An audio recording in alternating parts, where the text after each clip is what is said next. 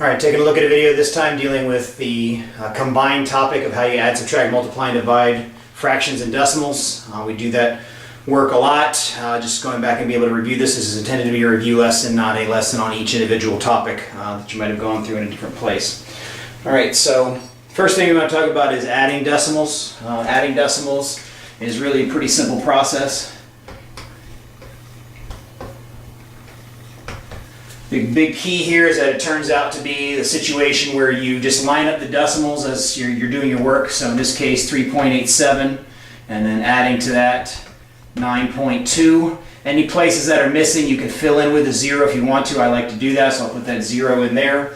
And then you're just adding the same way you would as whether there was a decimal there or not. 7 plus 0 is 7. 8 plus 2 is 10.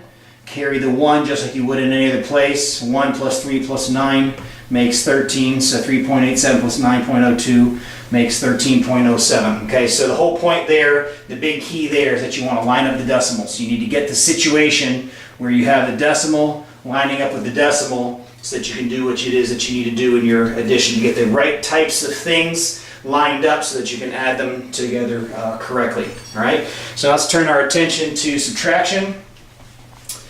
When we're dealing with subtraction, same idea applies when we're dealing with decimals. So let's again say we have 3.87, and this time we're going to subtract, say, 2.44. Again, same situation. We're going to line up the things that go together. So what they do is we call that lining up the decimals. So 3.87 subtract 2.44. When you line up the decimals, that puts the right things together. These are hundredths. 7 hundredths minus 4 hundredths makes 3. 8 minus 4 makes the 4. The decimal does carry down. And 3 minus 2 is equal to 1. The big key there is something that's lining up the decimals. If I happen to have another number here, let's say I had a 5 in this spot, then I'd like to put the 0 on there, and then I have to go through my borrowing process. All right? So let me just change colors here real quick. What that'll mean is that in that situation, then I got to borrow from the 7, so I end up with a 6, which makes a 10. 10 minus 5 is 5. 6 minus 4 is 2. 8 minus 4 is 4. And 3 minus 2 is 1. So there's just different situation that goes on there. If you have a different number of decimals that are involved, particularly in the subtraction, you want to make sure you add in your zeros and then follow the process that you would have at any other time. All right, now let's take a look at multiplying. When we multiply, we don't have to worry about lining up the decimals, but there is something else that we need to do with the decimal.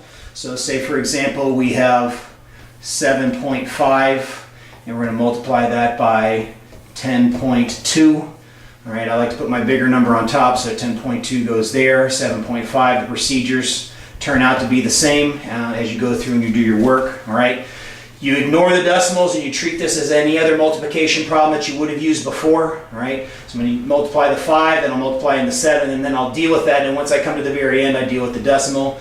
5 times 2 is 10. Carry the 1. 5 times 0 is 0. 0 plus 1 is 1. 5 times 1 is 5. Add in my 0 for my second one over. 7 times 2 is 14. Carry the 1. 7 times 0 is 0. Plus 1 makes the 1. 7 times 1 is 7. And then I do the same process we would have gone through before. 0 plus 0 is 0. 1 plus 4 is 5. 5 plus 1 is 6. 7 plus 0 is going to be that 7. And then I just count over my number of decimal places. So I have 2 decimals. I have 1 decimal here and 1 decimal there. Those two make 2 spots. So my decimal kind of sort of is sitting here. That moves over 2 spots and my decimal goes there. So this is 76.5. Okay? So the big key here is I don't have to line up the decimals that ended up happening in this particular situation. That's not the problem. Just treat it like it's any other multiplication problem you would have done before. When you treat it like any other multiplication problem that you've done before, you go through everything else, and then at the very end you count over your number of decimal places, total between the 2 spots, and you bring the decimal over there. In this case I had 2, so I brought them over 2. Okay? Alright, so now we're going to divide decimals. In this case we're going to take 15.8 and divide that by 2.1. Alright, so what happens in that situation is we write it in our long division format, 2.1 over 15.8. You may have been shown in the previous time that you're allowed to move over that decimal 1 spot as long as you do it in both places. So this becomes 21 dividing into 15.8. Okay. I'm sorry, 158. The reason that happens is 15.8 divided by 2.1. If I take both of those and I multiply the top and the bottom by 10, that's the same thing as multiplying by 1. Multiplying by 1 doesn't do anything. 15.8 times 10 is 158. 2.1 times 10 is 21. So that problem and that problem turn out to be the same thing, which allows me to be able to take this process and do what it is that I have going on here. All right.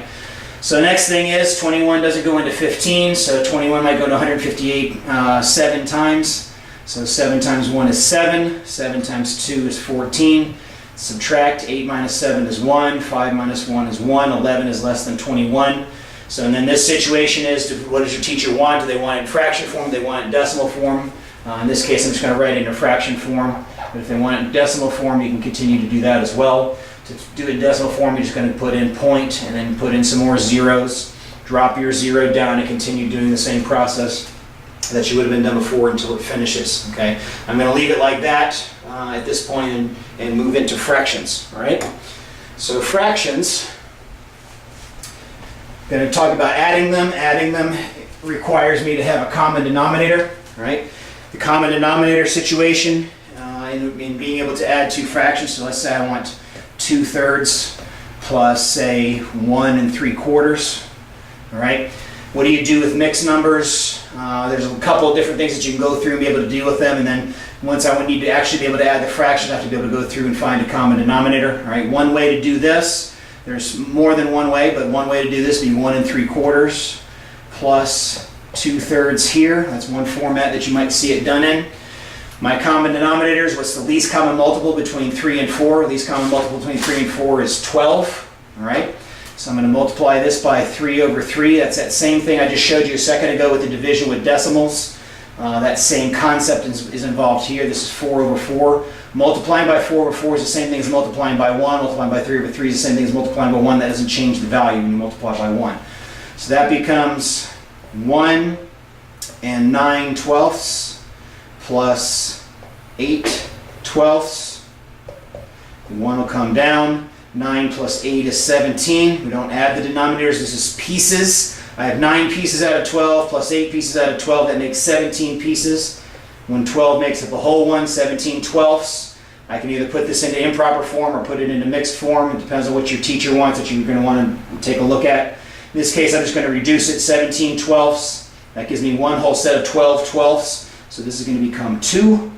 And then 12 from 17 makes 5/12. So that's a good problem right there to show you a lot of different things that can go on in the situation that you'd be working with perhaps when you're dealing with being able to add fractions. All right.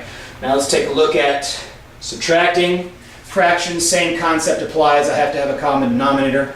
Let's do some mixed numbers this time for the sake of doing something different. So let's say we've got 11/5 and we want to add 2 1/2. All right, so now I'm going to go the mixed number route, and I did say subtracting, so let's do subtraction. All right, so in the subtraction situation, I'm going to put them both in mixed numbers, so this is going to stay 11/5 because this is already an improper number. I said mixed, I'm going to put them in improper. But 2 times 2 is 4, 4 plus 1 is 5, so that's 5/2. In order to make the subtraction, I have to be able to have a common denominator. So the common denominator between 5 and 2 is going to be the least common multiple, which is going to be 10. So this one gets multiplied by 2 over 2. This one gets multiplied by 5 over 5. Again, that's that multiplying by 1 thing we've been talking about already. So this becomes 22/10. That becomes 25/10.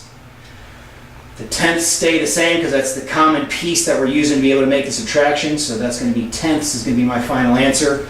22 minus 25 is -3, and that doesn't reduce at all, so that becomes -3 tenths that's involved there. Okay? Let's take a look at multiplying fractions. This is maybe the easiest of all the different things that we could be doing. All right? The multiplying just simply means we're going to take the numerators and multiply them, and the denominators and multiply them in order. Because this is such a simple thing, I'm going to throw a little bit of a trick in here. So we're going to say we're going to have 5 times 3/4. Okay, so that's multiplying fractions, but you say the first one's not a fraction. It is a fraction. 5 can be written as 5 over 1. 5 divided by 1 is 5. So this format is just a different way of writing 5. And then when you're multiplying fractions, you take your two pieces, you multiply their numerators. 5 times 3 is 15. 1 times 4 is 4. And then we're going to turn this one into a mixed number just for the sake of it. 4 goes into 15 3 times with 3 left over. So that's 3 3/4 involved in the multiplication there, all right? So plain and simple, if I had this situation with mixed numbers, I would turn them into improper numbers and be able to go with them from that way. Another thing you can do, that depending on your teacher, what your particular teacher says, you can turn these into decimals and multiply them together as well, as long as they're nice, easy ones to deal with. All right, one more slide here. Dividing.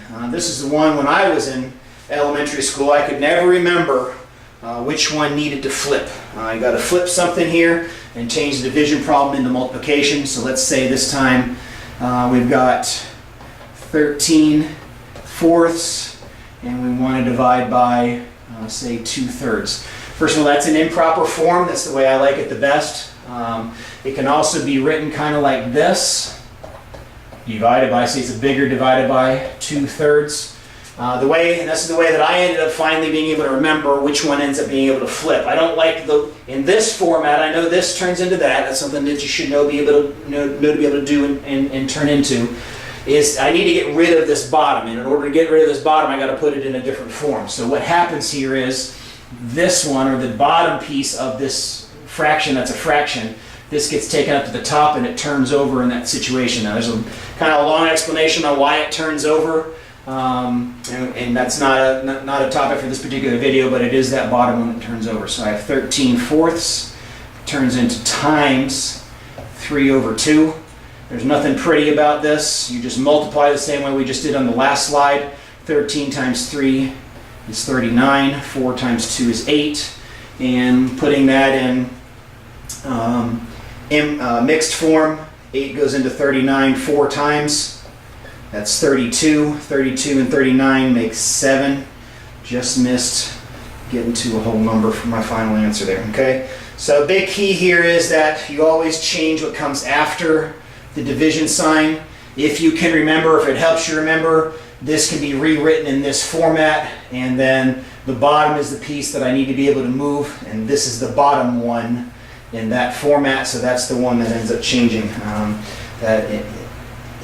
when you're trying to work with dividing fractions. All right, that's that. Just a quick review. Add, subtract, multiply, and divide decimals and fractions. If you have any questions or having a hard time with anything, make sure you talk to your teacher. They should be able to give you some help. All right, until next time, see ya.